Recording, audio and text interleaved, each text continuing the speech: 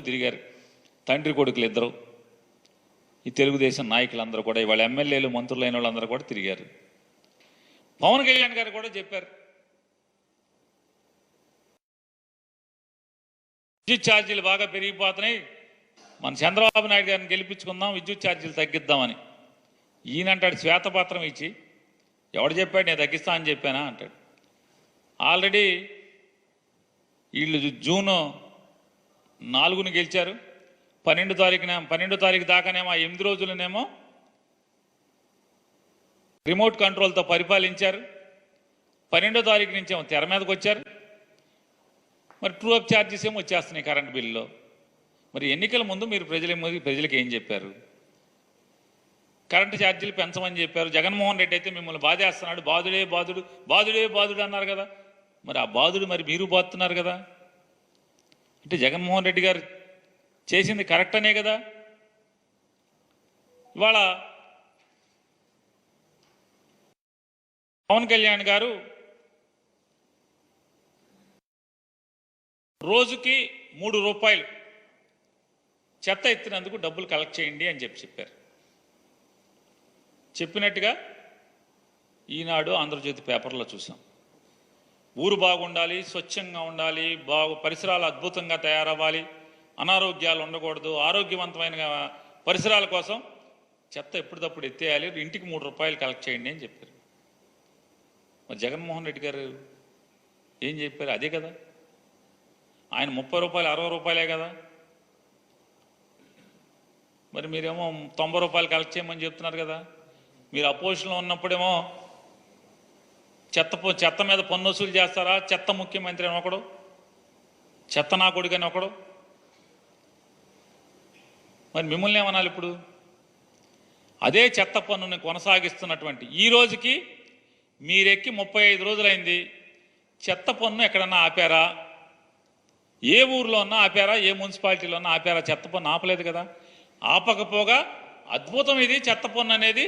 ఇది జగన్మోహన్ రెడ్డి గారు రోజుకి రూపాయి 2 రూపాయలు వసూలు చేశాడు. కాదు 3 రూపాయలు వసూలు చేయండి అని మీరే చెప్తున్నారు. జగన్మోహన్ రెడ్డి రూపాయి 2 రూపాయలు వసూలు చేశాడు రోజుకి, మనం 3 రూపాయలు వసూలు చేద్దామని చెప్తున్నారు. జగన్మోహన్ రెడ్డి గారు అధికారంలో ఉండి ఇదే పని చేసినప్పుడేమో చెత్త నా కొడుకు, చెత్త ముఖ్యమంత్రి అన్నారు. మరి మీరందరూ ఎవరు అని అడుగుతున్నప్పుడు నేను చెత్త పన్ను రోజుకు రూపాయి 2 రూపాయలు వసూలు చేసినందుకు జగన్మోహన్ రెడ్డి గారు చెత్త నా కొడుకు, చెత్త ముఖ్యమంత్రి అయితే మరి మీరందరూ ఎవరు? మరి if you go into detail, ప్రతి డీటెయిలింగ్ వెళ్తే నిజంగా అందరం కలెక్టివ్గా అనుకుంటే ఖచ్చితంగా పాసిబిలిటీ చేయొచ్చు. ఇది కాదు, అది వ్యక్తితో మొదలవ్వాలి. సో నేను పొద్దున్న పెట్టిన ప్రతిపాదన కూడా ఏంటంటే, నాకే అనిపించింది ఆయనతో మాట్లాడినప్పుడు, ముందు నేను ఎక్కడైతే ఉంటున్నా నా క్యాంప్ ఆఫీస్ కానీ, లేదంటే నేను ఇప్పుడున్న నా ప్రైవేట్ క్యాంప్ ఆఫీస్ కానీ, లేదంటే జనసేన పార్టీ ఆఫీస్ కానీ, ముందు వీటితో మొదలు పెడదాం.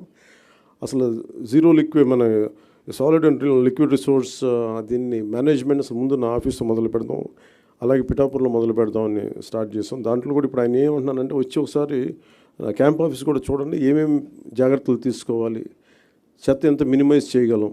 ఎందుకంటే దాదాపు 169 ఈ వేస్ట్ ఐటమ్స్ ఉన్నాయి. మన చిన్న వాడేసిన బ్యాటరీలు కావచ్చు, ప్లాస్టిక్ కవర్ కావచ్చు, ప్రతి దానికి ఒక యూనిట్స్ ఉన్నాయి. ఇంక్లూడింగ్ ఈ బ్యాటరీస్ మనం పడేస్తే అవి ఎవరో వచ్చి తీసుకెళ్తారు, కానీ దానికి సంబంధించిన వ్యక్తులు ఆ లోపల ఉన్న హెజార్డస్ మెటీరియల్ అంతా ఆ ఇనుము వరకు అవుటర్ లేయర్ బ్యాటరీ లేయర్ తీసుకొని అది అమ్మేస్తారు, కానీ లోపల ఉన్న హెజార్డస్ మెటీరియల్ అంతా అక్కడే వదిలేస్తారు. దీన్ని ఈ పొల్యూషన్ కంట్రోల్ నామ్స్ ప్రకారం కొన్ని యూనిట్స్ కానీ ఇవ్వగలిగితే, వాళ్ళు సంబంధిత స్పెషలైజ్డ్ చోజన్ యూనిట్స్ ఉన్నాయి, పొల్యూషన్ కంట్రోల్ బోర్డు సెలెక్ట్ చేసిన యూనిట్స్ వాళ్ళకి అమ్మటం.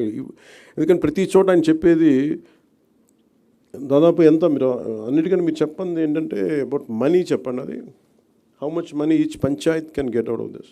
అది you didn't display that part, you have to show that. You have to, అంటే ఒక్కొక్క పంచాయత్ ఈ వ్యవస్థ, అంటే దీనిని కనుక మనం నిజంగా చేయగలిగితే ఒక్కొక్క పంచాయత్ మనకి సెల్ఫ్ సఫిషియెంట్ ఫండ్స్ వచ్చేంత ఉంది దానికి. ఇద్దరు మున్సిపాలిటీస్ కానీ ఈ విధంగా చేసి, కానీ ఇది చాలా ఛాలెంజింగ్, ఇది చాలా కష్టమైంది, చాలా ఓపికతో కూడుకుంది. సో దీన్ని ఎలా చేయాలి అనేది, ఇది ముందు మేము మాస్టర్ ట్రైనర్స్, దాంతోపాటు ఉదాహరణకి అంటే ఇది ఒక మోటివేషన్ కోసం ఇది చెప్తా ఉన్నాను. ఉదాహరణకి ఇది please you can explain sir, మీరు చెప్పండి ఒకసారి, please come and explain. Entire Andhra Pradesh, we got 13,301 Gram Panchayat. The garbage value per month, it's 100 crore and people contribution. Joined together, 220 crore is our garbage value per month. Without knowing that value, we are just simply dumping in the roadsides, burning, dumping in the water bodies and creating more problems. This is per month. Per year, if you go, it's around 2,643 crores. It will be generated only in rural area. It's not urban, only rural. Through this, 2.45 lakhs women self-help group members per month, 9,000 rupees they will get. That much of people, we can generate jobs, non-stop resource which is going to come.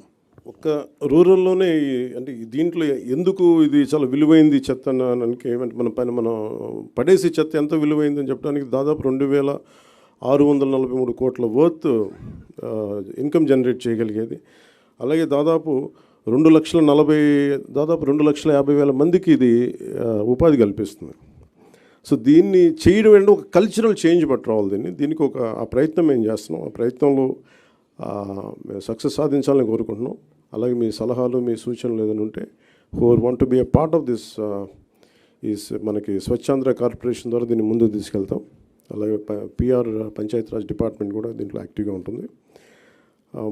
అంటే basic కనీసం మనం ఇవ్వగలిగేది శుభ్రమైన పరిసరాలు. స్కూల్స్లో చూస్తే ఇందాక భీమవరంలో కూడా ఒక స్కూల్ చూస్తే ఆ స్కూల్ మొత్తం డంపింగ్ యార్డ్లో చేశారు. పిల్లలు ఎలా చదువుకుంటారు అక్కడ? అలాంటి పరిస్థితులు, అందుకే స్కూల్స్ పిల్లలు కూడా రావడం మానేశారు. సో అలాంటి చోట తిరిగి to reclaim the intended purpose కోసం కట్టిన బిల్డింగ్ని ఎలా రీక్లెయిమ్ చేయాలి, వీటన్నిటి మీద ఒక ప్రయత్నం జరుగుతుంది. సో దాంట్లో భాగంగానే ఈ మీడియా ఇంటరాక్షన్.